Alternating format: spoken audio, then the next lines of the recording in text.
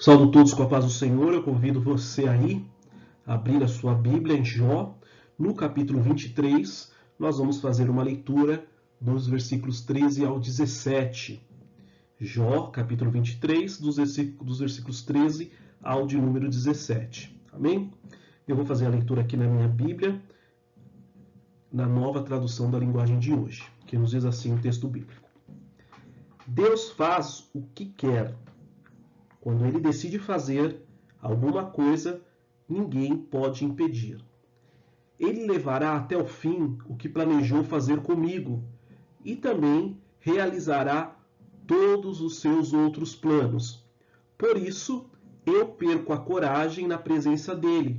E quando penso nisso, fico apavorado. A escuridão me deixou cego, mas é o Deus Todo-Poderoso quem me põe medo, e não a escuridão. Amém? Louvado seja Deus por esta palavra. Então, relembrando um pouquinho, na aula passada, nós falamos do capítulo 20. Jofar descreve as calamidades que os ímpios sofrem. Então, a linha de Zofar, dos outros amigos de Jó, é que o ímpio ele vai sofrer uma calamidade, ele vai sofrer uma consequência, ele vai ser punido, porque na teologia que eles defendiam era assim que funcionava.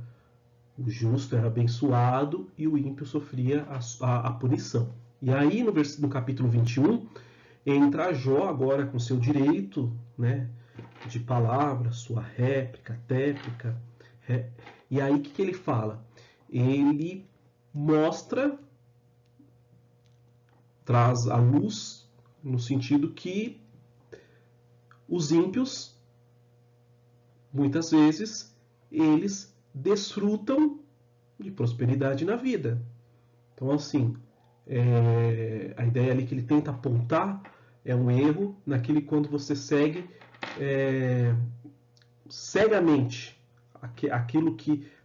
aquela teologia que eles seguiam sem espaço para exceção, né? Então agora Jó ele começa a apontar, olha, existe essa possibilidade, isso é um fato, isso é real, tá? Então eles começam a apontar essas divergências no pensamento que os amigos deles tinham ali em relação àquela teologia. Não, é assim e ponto final, não tem exceção, não tem, né, não é 100%, pode ser 90,98% que acontece assim, mas existem outros casos. Os amigos deles não aceitavam os outros casos, tá? Então eles se limitavam totalmente àquela ideia centrada que eles defendiam da teologia, tá? Estamos aí na segunda parte do nosso livro, e aí no capítulo 22 agora nós vamos ver ele fazendo o seu discurso, acusando Jó de diversos pecados. Enfim, Jó é classificado como uma pessoa ímpia que está sofrendo o castigo de Deus, assim como é a base da teologia que seus amigos, né, que a gente falou agora há pouco, defendem, tá? E aí ele vai mais além, ele exorta, tá? Que Jó, o único caminho, a única alternativa para você é o arrependimento. Então é nessa linha de raciocínio que agora ele vai atacar, vai responder, né, que a gente viu no capítulo 21, tá? O último que nós estudamos. O capítulo 21 é a resposta de Jó, tá? Na minha Bíblia aqui da nova tradução, da tradução da linguagem de hoje, então ele traz esse tema principal, resposta de Jó, que é o capítulo 21, tá? E aí ele faz outras subdivisões, fala que do versículo 1 até o versículo 16 ele fala, ele dá um título, não me queixo de nenhum ser humano. Aí dos versículos 17 a 26 ele faz outra divisão, que o pecador receba castigo. E os versículos 27 até o final, 34, ele tem outra subdivisão. Meus amigos, as suas consolações são vazias. Tá? Então, na Bíblia Nova Tradução da Linguagem de hoje, dessa que eu estou aqui, ele fez essa divisão no capítulo 21. Tá? Mas, vamos falar, um tema único, no capítulo 21 a gente viu a resposta de Jó para com seus amigos. Mas agora, no capítulo 22, né, que é a parte do terceiro diálogo, agora nós vamos ver a terceira fala de Elifaz. Tá? Lá atrás a gente já viu Elifaz falando, vimos ele em uma outra oportunidade dialogando, né, colocando as suas considerações, e agora nós estamos vendo uma terceira vez, tá? Uma terceira vez Elifaz proferindo a palavra ou discursando, tá bom? E aí, imaginando, né, sempre vamos falar assim, entrando dentro da história, imaginando aquele dia, imaginando naquela localidade, é como se Elifaz agora, ele, de uma figura de linguagem, um dito popular, é como se ele falasse, né, tá, agora é a minha vez, então agora eu vou falar. E agora eu vou responder eu vou responder algumas perguntas que você fez lá atrás. Lá atrás no capítulo 21, vamos falar assim, né? Algumas dúvidas que surgiram. Então agora deixa comigo que eu vou responder. Então é nessa linha que agora nós vamos ver Elifaz dando entrada no seu discurso. Tá? Nessa linha então que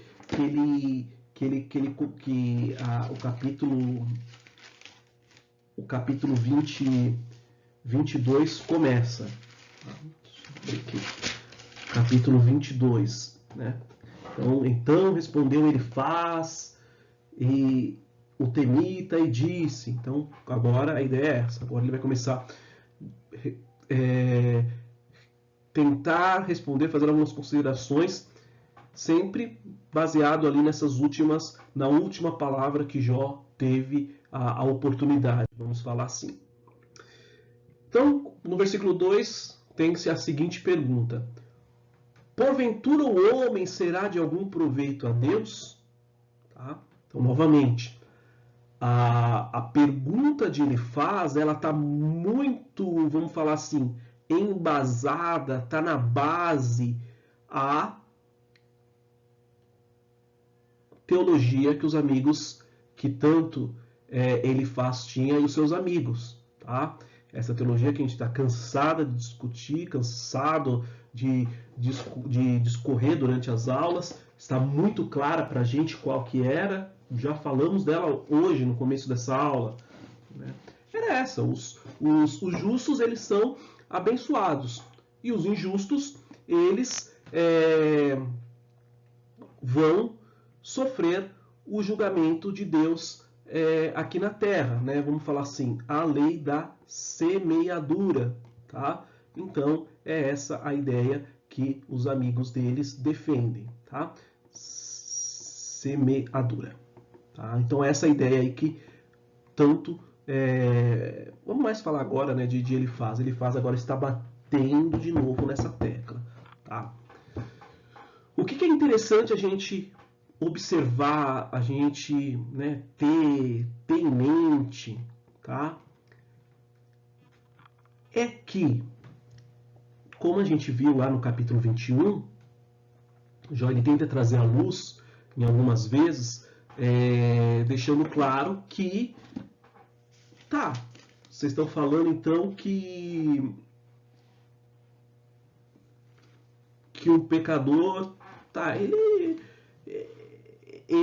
vive como que ele dizia lá, ele falava algo do tipo assim, o ímpio, vocês defendem que o ímpio ele vive todo apavorado, todo preocupado, Deus vai me julgar, e aí Jó chega e fala, num dito popular, balela, não é assim. Por que não é assim?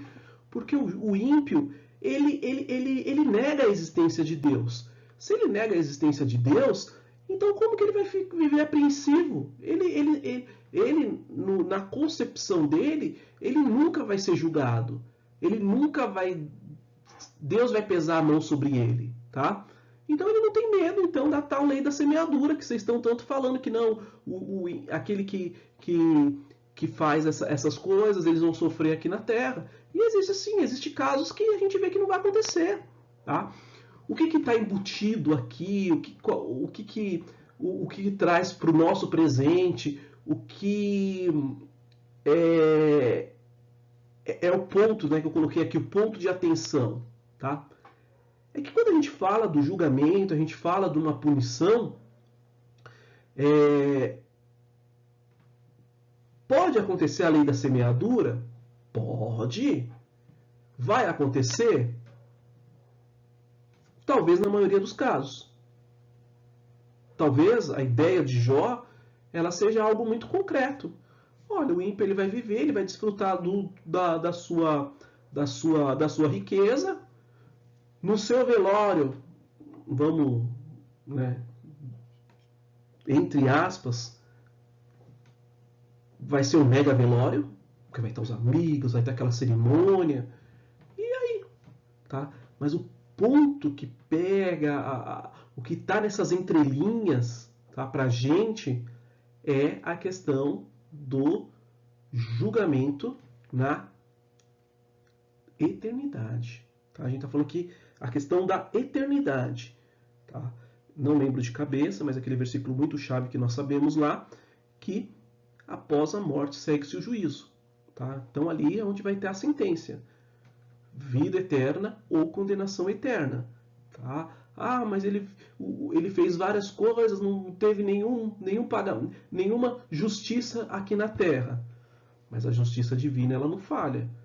Tá? E ela está, ela pode ser então que não aconteça a lei da retribuição, da semeadura aqui para esse ímpio. Mas o julgamento, após a morte, vai ter o julgamento e aí vai ter sentenciado. E aí estamos falando da eternidade. Tá? Então esse é o ponto de a gente se atentar,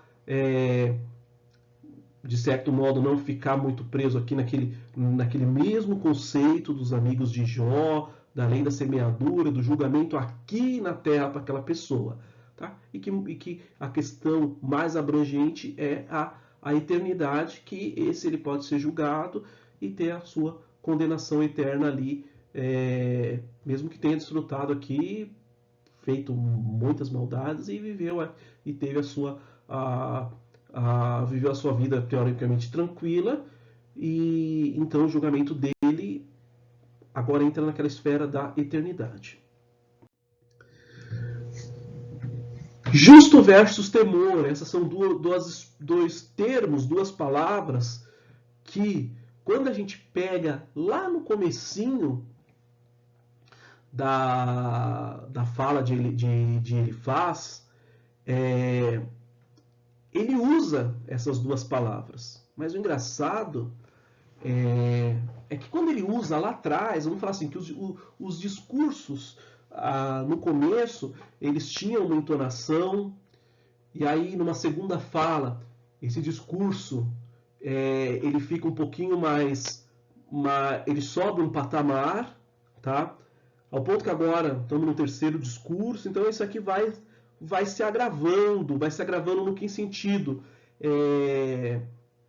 Talvez esses tantos diálogos já estão cansando, vamos falar assim, tanta...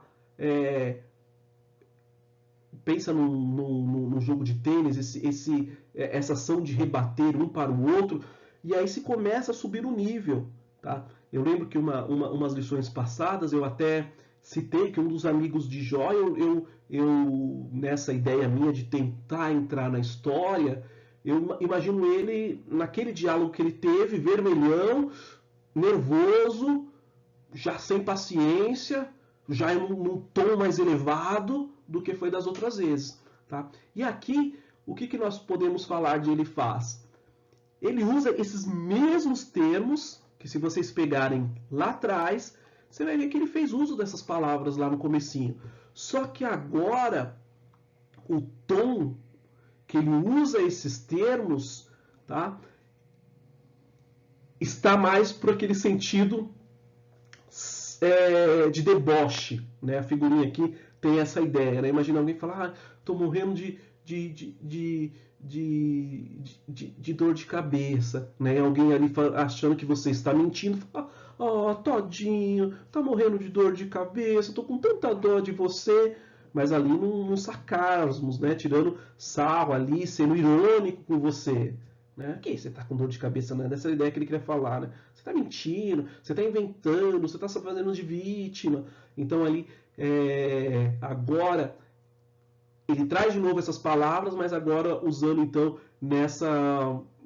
nesse tom provocativo.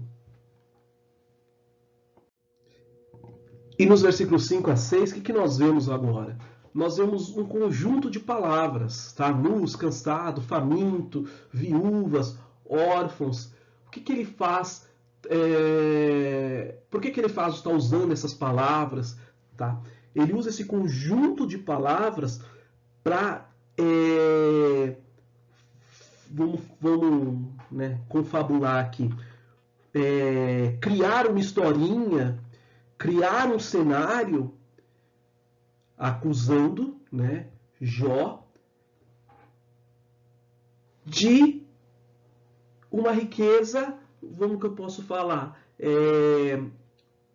forjada, uma riqueza que foi conquistada pisando em cima dos outros, tá? Então, o que ele usa, tá? Essa lista de palavras, tá? Então, ele quer dar base para a acusação dele, tá? Qual que é essa acusação? Legal, o Jó ele é muito rico, mas por detrás dessa riqueza dele, qual que é a base? Foi o quê? Foi uma exploração daqueles mais necessitados, tá? Falta de compaixão na questão de hospitalidade, caridade, já não era dessa categoria. E é por isso que ele tem muitos bens. É por isso que ele é muito rico. É tipo daquele que não dá um centavo pro pobre. Tá? Ah, o fulano lá tava precisando de comprar um arroz. Tá? Não, depender de Jó, não vai sair um centavo da fortuna dele para ajudar esse cidadão. Tá? E, por último, e vamos, né, categorizar a suposta crueldade do bem-sucedido Jó, era essa falta de compaixão para aqueles que estavam em luto. Enfim, ele tenta fazer aqui uma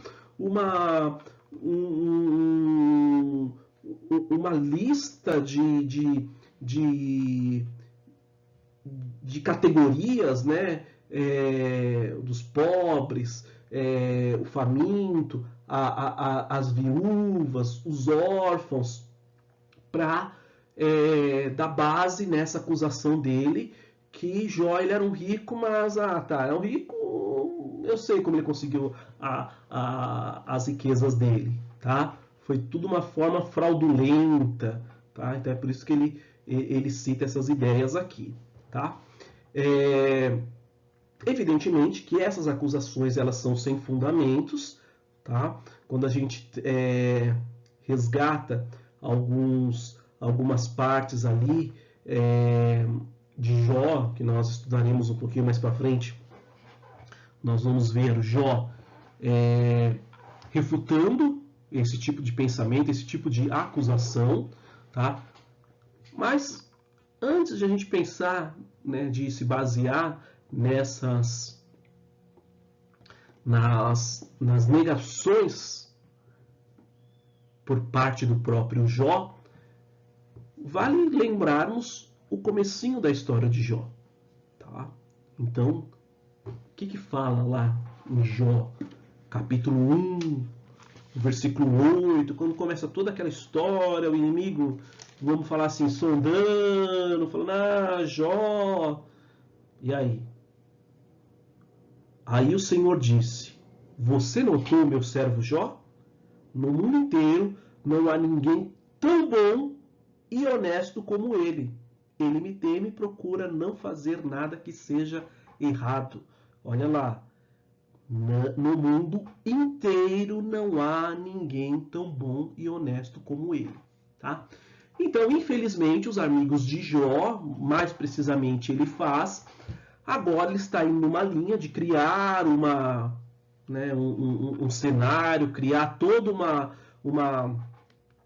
uma falsa teoria baseada em argumentos infundados para categorizar a Jó como, né, vou até usar um termo bem pejorativo aqui, uma pessoa extremamente mau caráter, que dado isso, seriam, né, essas coisas aqui, esses itens que nós listamos aqui, justificam a riqueza dele. Tá? Foi tudo de uma forma desonesta, sem compaixão, na exploração. Tá? Então, infelizmente, a cada ciclo de debates, nós vemos que os amigos insistem em bater numa tecla, insistem em classificar ele como um homem injusto, que é por isso que ele está padecendo, e até o ponto de se então confabular, criar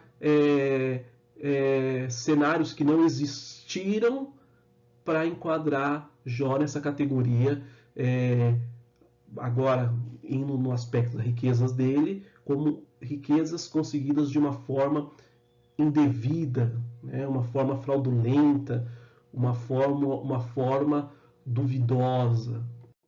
Tá? Então ele dos versículos 10 a 14, agora ele fala sobre Deus, fala sobre a morada de Deus, então ele cita os céus, cita as estrelas, cita as nuvens, tá? E aí, que ele com essa, vamos falar assim, trazendo esse cenário, né, da morada de Deus, céus, tá? Ele tenta agora enquadrar Jó na categoria que ele, olha, você não conhece seu Deus em profundidade, tá? Você não tem esse conhecimento, tá? E aí nós caímos numa questão, né? Até agora, quando tá fazendo a lição, eu não estava lembrando, mas existe uma parte lá num dos sermões, né? Que a gente vê lá quando fala que, olha, muitas vezes o que acontece, né? Você fica fissurado em ver a trava, o cisco que está no olho do seu irmão, só que você acaba não olhando para a trava que está no teu olho, tá? Então, ele faz aqui, quando ele está fazendo essas considerações, essa interpretação de Jó ali, não conhecia Deus na profundidade, na verdade se lembra muito dessa passagem que nós encontramos nos evangelhos, né? Olha, e vamos falar assim, nós conhecendo a história, né, de Jó, sabemos esse total desfecho, sabemos o comecinho, como que, né, a gente, vamos falar assim, nessa história, vamos falar assim, pronta, a gente tem um início, meio e fim. Então o início a gente sabe muito bem, né? A gente acabou de ler, Jó 1:8, tá? Então assim, essa argumentação, essa defesa acaba caindo, a carapuça, servindo mais para o próprio Elifaz, tá?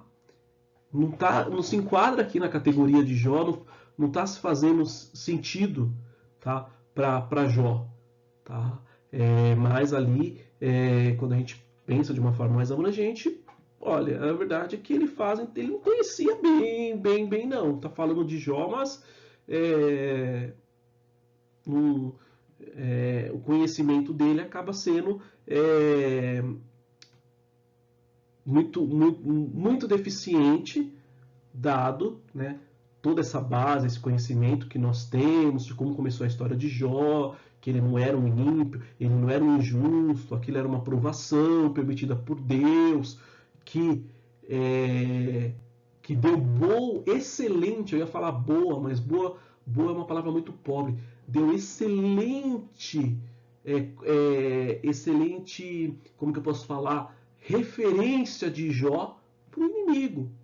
Tá? Então, aí nós vemos essa questão aí, que não conhecer Deus no profundo se enquadra mais para aquele que está proferindo esse discurso, ou seja, ele faz. Tá? A gente já viu isso, tá? E vamos falar assim, que é uma marca registrada no livro, as distorções das palavras. Tá? Então, o que nós vemos muito? Nós vemos o cidadão, vamos usar como exemplo Jó falando, indo por uma linha de raciocínio, uma linha de defesa, e aí engraçado, né? O amigo dele está de posse da palavra, ele pega aquelas palavras e muda completamente o sentido, tá? E aí, então, qual que é a ideia dele agora? Ele quer, a todo custo, dar fundamento, apoiar a sua teoria de que o seu amigo Jó, ele era um homem iníquo, tá? Então, olha que interessante. Aqui, né, para a gente não ficar indo e voltando no capítulo, eu fiz uma tabelinha. Então, nós estamos falando que Jó, lá no capítulo 21, nos versículos 14 a 16, Jó disse assim, tá? No entanto, a Deus eles dizem, deixe-nos em paz, não queremos saber das tuas leis. Tá? Então, aqui é o versículo 14, faltou. Quem é o Deus Todo-Poderoso para que o adoremos? Que adianta fazer orações a Ele? Os maus dizem que progridem pelos seus próprios esforços, mas eu não aceito o seu modo de pensar. Tá? E aí ele faz. Será que você quer andar nos caminhos que os maus têm seguido desde os tempos antigos? Eles morrem de repente como se fossem levados por uma enchente. A Deus eles dizem, deixe-nos em paz. Tá? Então o que nós vemos evidente aqui? Ele usando ali as palavras de Jó, tá? Usando as palavras de Jó, mas agora distorcendo a ideia de Jó, que ele quer agora, ele quer defender a teoria dele como um homem níquel. Tá? Então o que ele fala? Ó, será que você quer andar nos caminhos dos maus, que os maus têm seguido desde há muito tempo? Tá? Então essa linha que ele está defendendo. Então ele usa a palavra que Jó usou lá atrás e ele traz aqui nesse outro contexto. Tá bom? Jó aqui, quando ele estava falando lá dos ímpios, enfim, né, que eles não temiam a Deus, e agora o amigo dele então agora traz essa ideia. Então, você não está indo por esse caminho, você não está desejando, tá? Ele distorce totalmente aí. Então, novamente, ele faz aqui, ele agora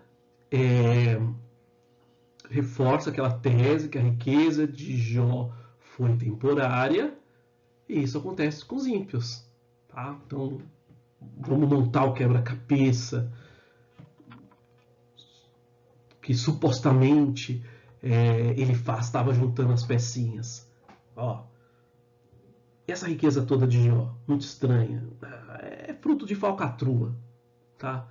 E Jó não é esse homem justo, não. A prova está aí, ó, perdeu tudo. Foi uma riqueza temporária. E veio Deus agora, lei da semeadura, lei da retribuição, julgou ele. Então isso aqui, ó, gente, isso é a categoria de homens, isso, o pensamento que ele faz, tá?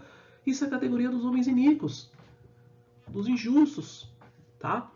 E aí no versículo 18, pelo que longe de mim o conselho dos ímpios. Tá? Então ele faz, novamente, ele cita uma frase dita por Jó lá no capítulo 21, 16. Tá? E a ideia, quando a gente puxa essas frases, quando um está usando essa frase dita pelo outro, tá? É uma indireta, é uma zombaria, tá? E aqui até de uma certa forma, né? Porque, de uma certa forma, novamente, né? Eu digo que esses diálogos aqui, eles, com o passar do tempo, eles pensam numa escada, eles sobem de patamar, né? Digamos que aqui foi uma argumentação até tranquila, suave, né? Nós vimos lá, ele faz em um dado momento falando da integridade tal, de Jó, mas aí conforme essas discussões vão aumentando, nós vamos vendo que o discurso ele se torna pesado, tá? Se nós analisarmos essa parte aqui do versículo 18, e aí nós vamos ver quão pesado é esse discurso, tá? Porque Jó, lá no capítulo 21, ele fala da questão do conselho dos ímpios, né? Vamos ver lá, capítulo 21, versículo 16. Jó falando: vede, porém, que o seu bem não está nas mãos deles.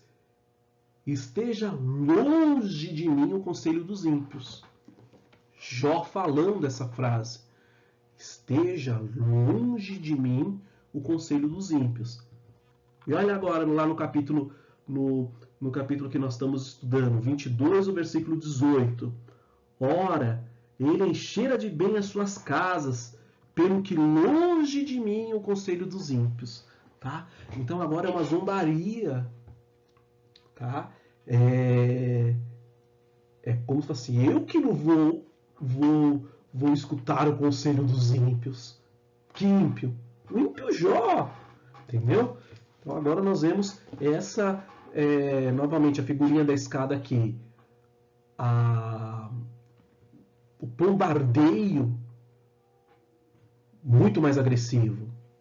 Tá? Esse bombardeio através de zombaria, de indiretas. Tá? A figurinha foi esse sentido, né? De flechas para atacar mesmo a pessoa que aquela palavra estava sendo dirigida, né? Nesse caso aqui, a palavra de ele faz para com Jó, tá bom? E aí ele fala que o quê? Que ele vai se alegrar quando ele contemplar que os perversos forem julgados. E nesse bolo, ele está considerando que Jó está incluso. Tá? Então ele fala, olha, eu vou sentar aqui com minha pipoquinha e esperar. Porque logo, logo vai começar. Né? Não o filme, vai começar o julgamento. Tá? E aí eu vou me divertir. Tá? Porque é isso que deve acontecer com aqueles que são injustos. Né? Essa é a tal da lei da retribuição. Tá? Ele é injusto, ele vai sofrer. Nos versículos 21, tá? O que diz no versículo 21 na Bíblia aqui? Une-te, pois, a Deus e tem paz, e assim te sobrevirá o bem. Como eu coloquei aqui. Vamos parafrasear essa frase de Elifaz. É como que ele se dissesse, né? Jó, mesmo que você não tenha nenhum proveito, utilidade, de nada serve para Deus por conta das suas ações, tá? Novamente, não que Deus desprezou, Deus te ignorou, Deus virou as costas para você. Vem cá, você não é de nenhum proveito pelo que você fez. pelas açoações, vamos imaginar que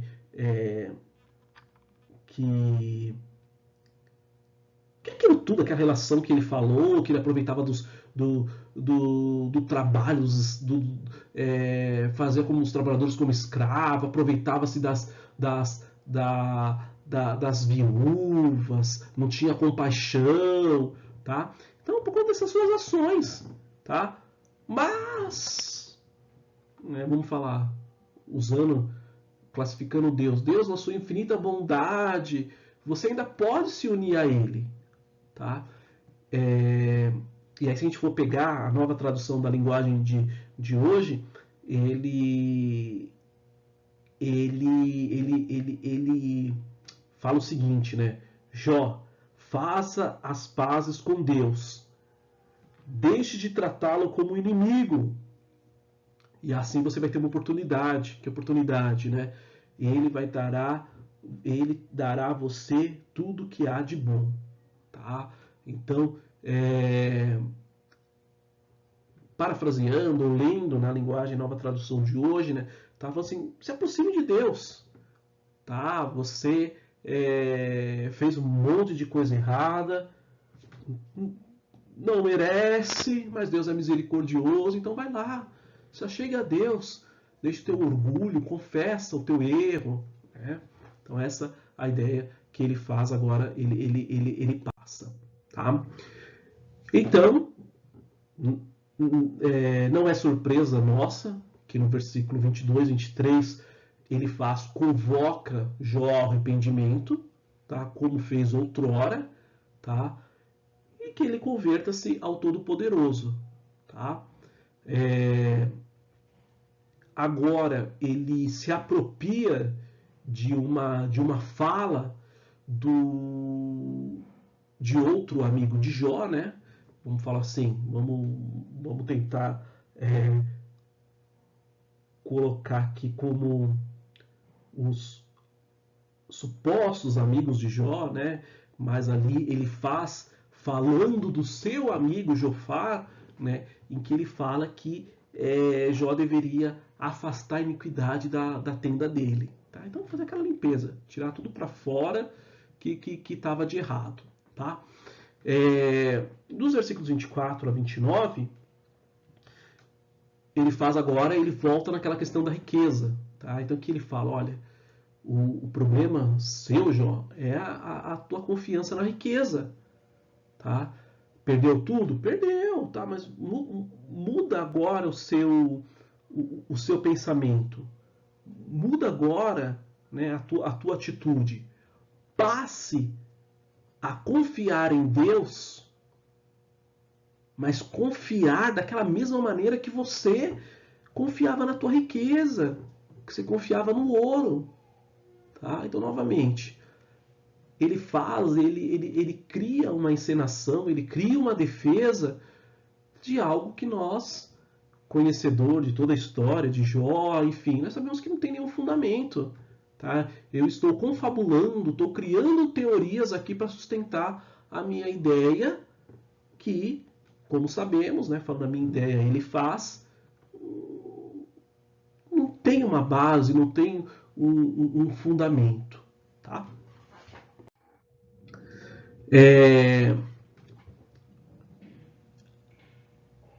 Engraçado, né? Aqui é como se no pensamento, né? Vamos imaginar isso aqui, ó.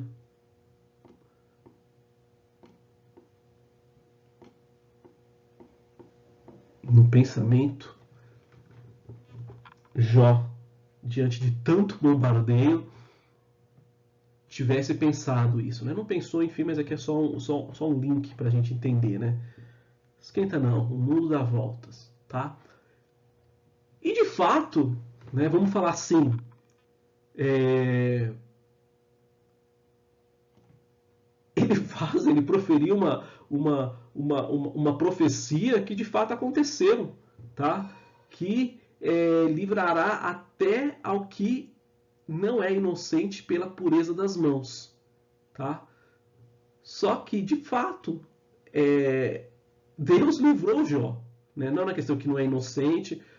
Deus de fato livrou Jó, né? E quando a gente vê é ruim contar o final, mas eu convido que vocês leem esse versículo do capítulo 48. Que situação inusitada, né, aconteceu com Jó, com seus 3 amigos, né, que ele teve que orar com seus amigos, né? Não quero entrar em muito detalhe, mas eu convido que você fique curioso e leia os versículos 8 a 10 lá para você entender, né? Então, numa figura de linguagem, num pensamento meu, eu fico imaginando isso, né? Jó, diante daquele bombardeio, falou, não, esquenta não, que essa situação vai mudar, tá? E de fato, nós vemos que ela mudou e os amigos presenciaram essas mudanças e foram participantes, então, dessa oração aqui de Jó por eles. Tá? O capítulo 23, nós vamos ver agora, né, é legal esse padrãozinho que a gente vê, né? Fala um amigo, depois fala Jó. Depois fala outro amigo, depois fala Jó. Então, ele acabou de falar, e agora então nós estamos na parte de Jó agora tendo o direito de palavra. Tá? Então, Jó, o que ele decide? Ele decide se apresentar nos versículos de 1 a 17, apresentar-se a Deus, tá? E confia na sua misericórdia. Tá?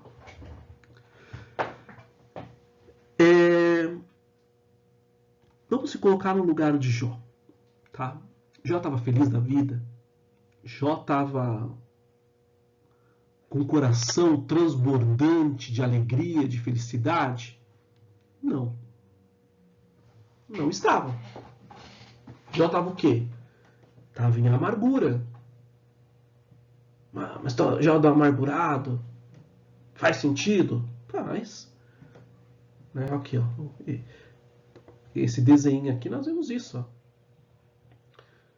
Vai lá o fulano, fala um monte de abobrinha. A Jó vem aqui e fala, não, né? Vocês estão viajando na maionese. Aí vem outro amigo aqui e fala um monte de abobrinha. Aí Jó vem aqui e fala, vocês estão falando abobrinha, gente. Vocês estão errados. Aí vem outro amigo aqui e muda o tom e fala mais abobrinha.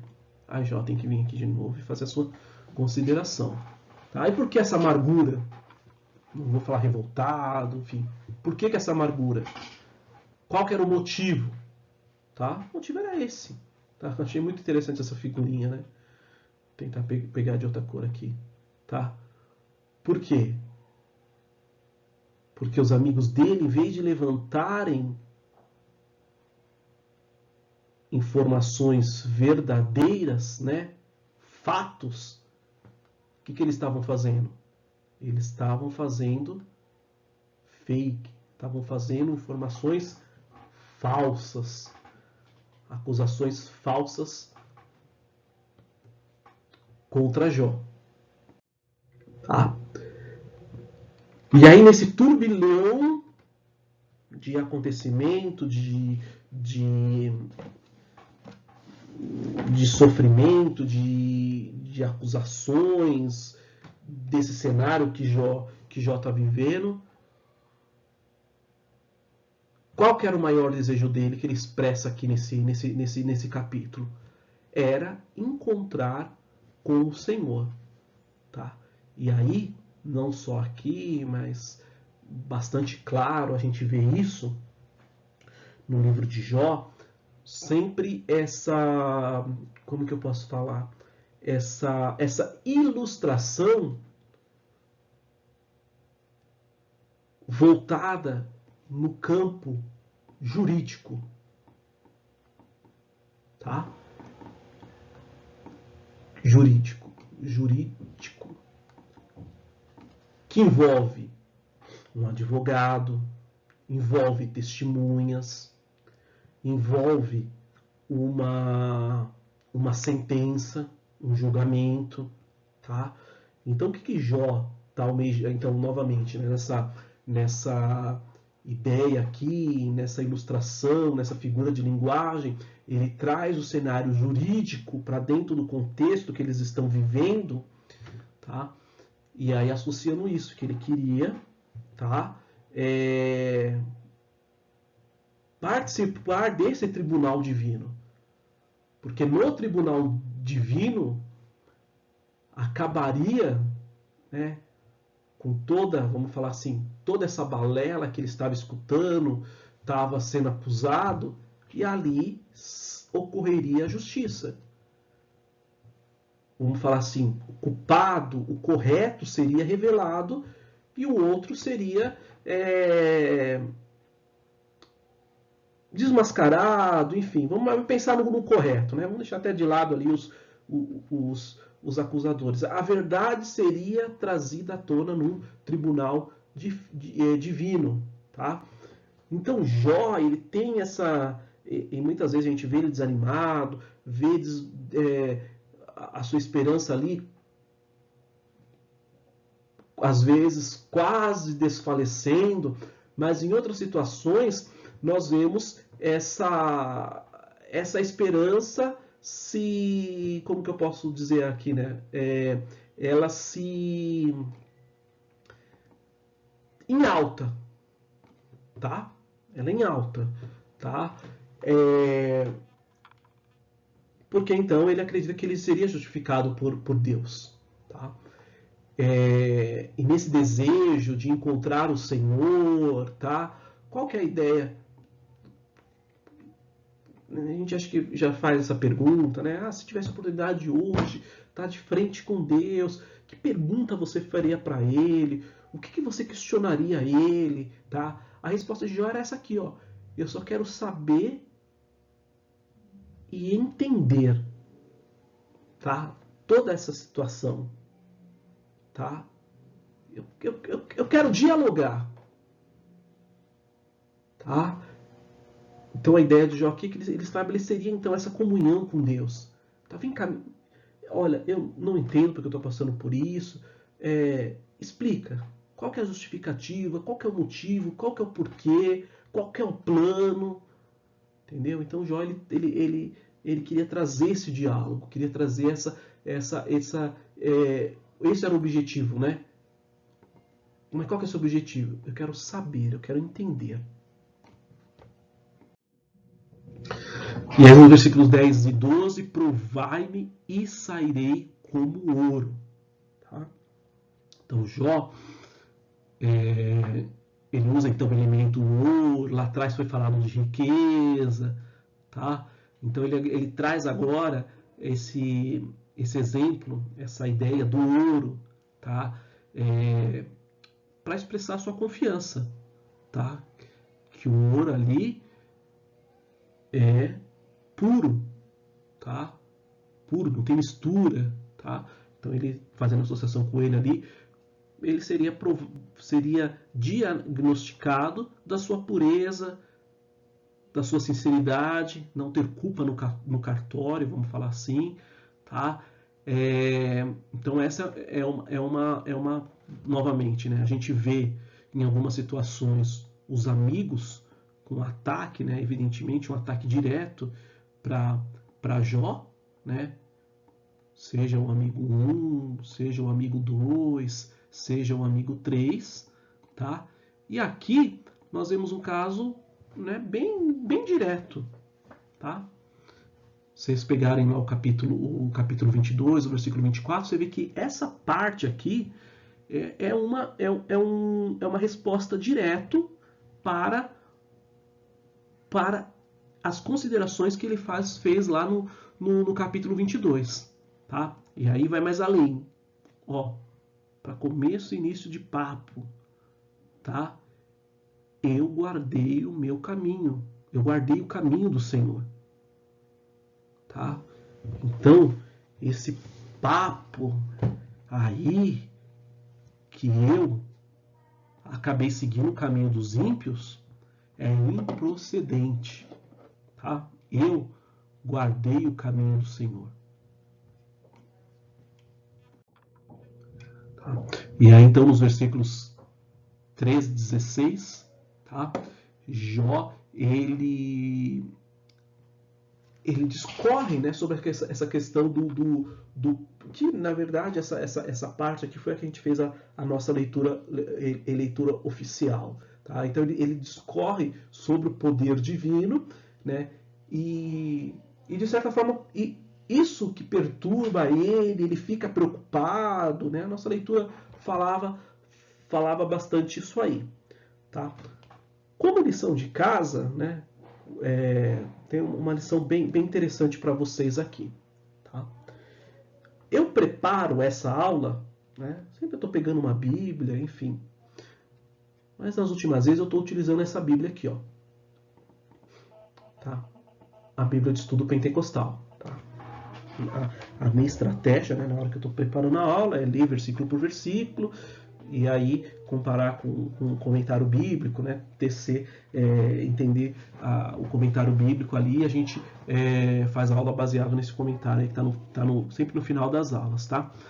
E na Bíblia de Estudo Pentecostal, o capítulo 16, o versículo 16 fala assim: porque Deus macerou o meu coração. Eu falei, não ficou claro para mim o que... Porque muitas vezes, né,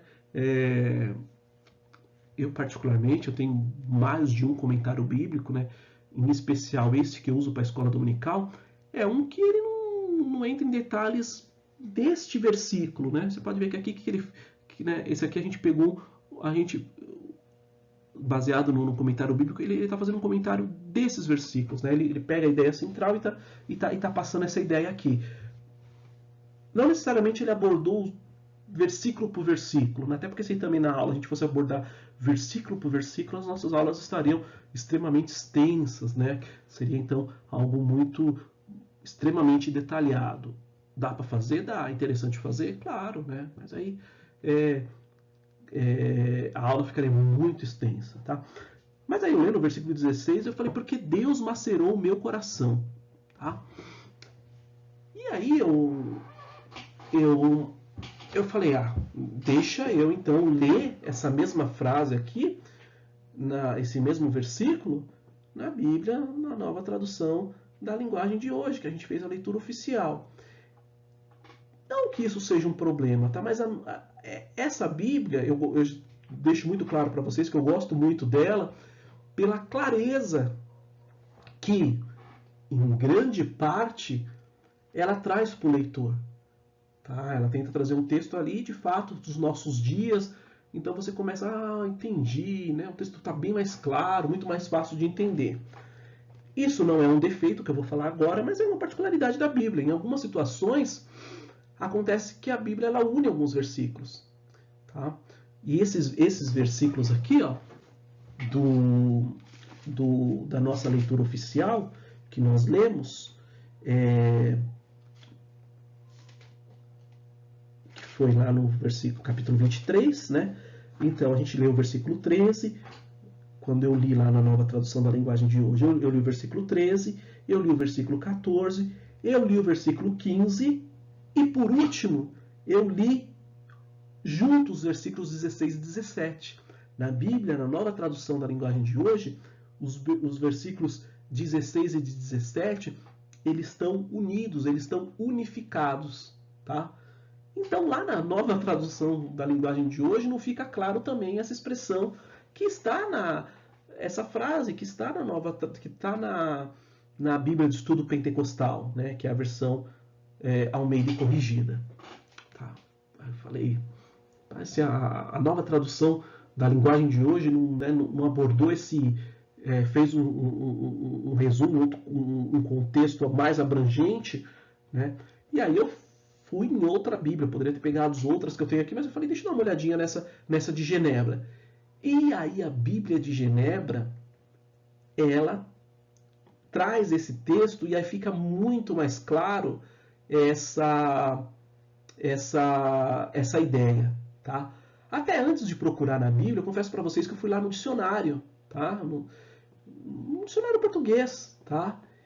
E aí, assim, não ficou claro para mim, né, a ideia que o termo aqui, maceração, né,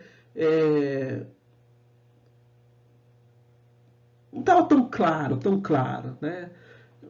Criar algo mais como assim, uma resposta bem mais específica, tá?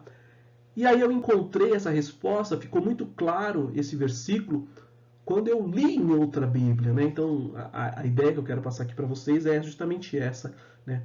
Eu sempre sugiro que vocês tenham uma Bíblia na Nova Tradução da Linguagem de hoje, mas que vocês tenham outras Bíblias também, que isso te ajuda muito quando você está lendo a palavra do Senhor. Alguma coisa que você não entendeu, ficou meio na dúvida, recorre a uma, talvez essa você não vai ter, né? Imagine se eu só tivesse essa, só a Nova Tradução da Linguagem de hoje, só tivesse a Bíblia Pentecostal, tá? Eu ia ficar meio, mas não ficou claro, tá? E aí então, para pontuar da nossa aula, se você tiver a Bíblia de Genebra, você já tem a resposta. Se não, tente procurar em outra Bíblia como que está esse versículo 16. Como que a gente poderia entender de outra frase, né? Porque Deus macerou o meu coração. Tá? Se vocês tiverem a Bíblia de Genebra, você vai ver que ela usa uma outra palavra aqui que fica extremamente claro para macerou. Tá? Então a lição de casa é essa. Citem esse versículo em outra Bíblia, tá? Que não use isso aqui, ó, porque Deus macerou meu coração. Eu queria uma outra tradução desse versículo que ficasse mais claro, tá? Então esse versículo aí, o versículo 17, nós vemos, tá? De certo modo, indícios de uma depressão por parte de Jó. E aí sempre quando, né, vamos falar assim, alguém tá em depressão, a gente tenta entender esses motivos. Mas por quê? Porque perdeu um filho, né? Perdeu o carro, não tinha seguro ali, comprou um carro novo, não colocou no seguro, andou um mês, cometeu um acidente, enfim, perca total, ele perdeu tudo, né? Não estava no seguro, e aí perdeu o carro, né? E aí aquela pessoa entra em estado depressivo. Então você procura justificativas, procura entender os motivos, vamos falar assim. E aqui, quais são esses motivos que Jó teria por conta dessa depressão aí que ele estava sofrendo, né? Uma possível depressão, tá? Então o que? As perdas que nós vimos aí, temos acompanhados, tá? E o ponto principal é, de certa forma, essa falta de sucesso em entender o propósito divino na vida dele, tá? Ele não entendia, e ali, novamente, né? Seus amigos torrando a paciência pro lado dele, falando um monte de coisa, defendendo um monte de ideia que não se enquadrava, já sabia que não era, tá? Mas aqui literalmente a gente estava talvez, né, vamos falar assim, numa disputa injusta, né? Eram 3 contra 1. Tá? Não sou culpado, não sou iníquo. E ela fala, não, você é. Não, pessoal, estão fazendo confusão. Não, você é. Tá? Então aí isso acaba dando indícios então dessa depressão, dessa angústia que Jó estava vivendo por conta desses, né, quais seriam esses motivos, né, essas perdas, esse sucesso que ele não estava tendo na compreensão do propósito divino na vida dele. Amém? Boa semana para vocês, Deus abençoe, fiquem com Deus.